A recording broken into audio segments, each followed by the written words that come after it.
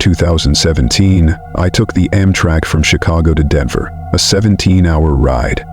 I was traveling alone, and to save money, I booked a standard seat in the last car.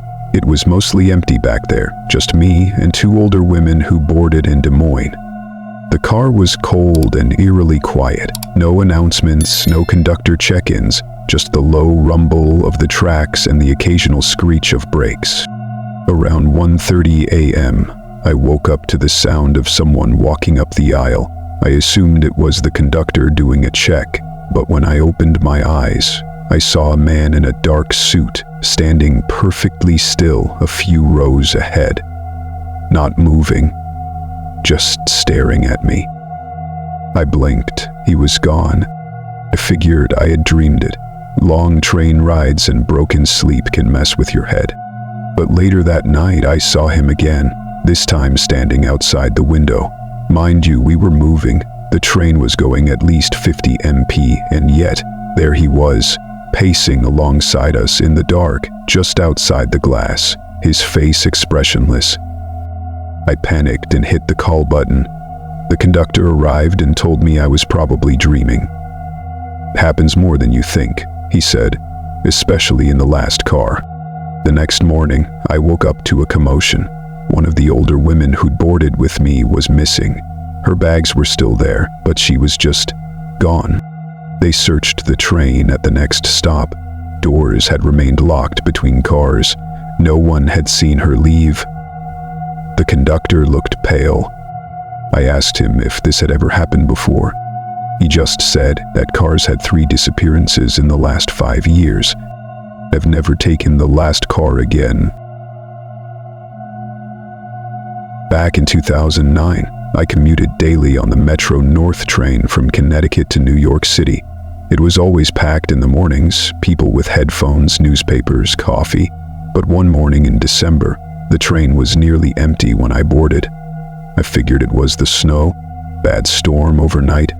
I sat near the middle of the car and watched the world blur past the windows as the train glided through thick fog. A man got on at the next stop and sat directly across from me, even though the car was nearly empty. He was dressed in an old-fashioned suit, like really old, 1940s maybe. His clothes were wet, like he'd just come in from the rain, but it hadn't rained in days. He didn't speak, just stared at the floor, hands folded in his lap. The conductor passed through and didn't even glance at him.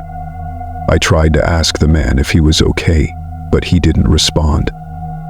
When we reached the next stop, he stood up, walked toward the door, and vanished. Not walked off the train, vanished. No door opened, no sound. He just flickered out of sight like a faulty bulb. I was frozen. When I finally told the conductor, he frowned and said, "Ma'am, that man's been seen before, always on foggy mornings, always in a soaked gray suit." Apparently, he had died in a train accident in the 1915s, drowned when a train derailed into the river nearby. The strangest part, every time he's seen, someone on board doesn't make it home that day. I took the bus for a month after that. This happened in 2014. I was taking a late-night subway train in Boston. I had missed the last express, so I hopped on the local. I was the only one in the car, except for a woman sleeping in the corner. Somewhere between the Charles and Fenway stations, the train suddenly slowed, then came to a full stop. No announcement, no warning. The lights flickered, and we sat in silence for what felt like 10 minutes. And the doors opened, but it wasn't a real station. It was like a half-built platform covered in dirt and mold. No signage, no posters, just concrete walls and a set of stairs leading up into blackness. The fluorescent lights on the platform flickered weakly. And then, someone stepped inside. He was a man in a conductor's uniform, but it was all wrong, torn, stained, and covered in dust, like he'd crawled out of a grave. He didn't say anything, just scanned the car like he was counting us.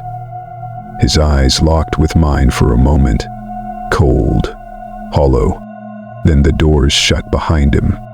He walked straight through the car and out the rear exit.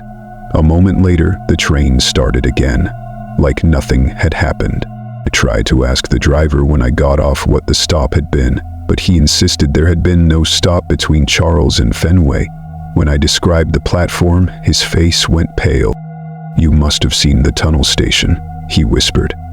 "Old platform, sealed decades ago after a fatal collapse. We're not supposed to stop there. I still ride the T, but I never take the last train. Not after midnight. Not after what I saw."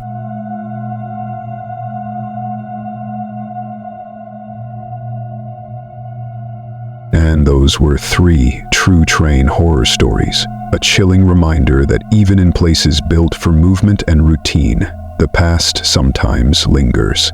From passengers who vanish without a trace, to spectral figures waiting in forgotten tunnels, to cursed cars that seem to swallow the living whole, these stories prove that some train rides don't end where they're supposed to.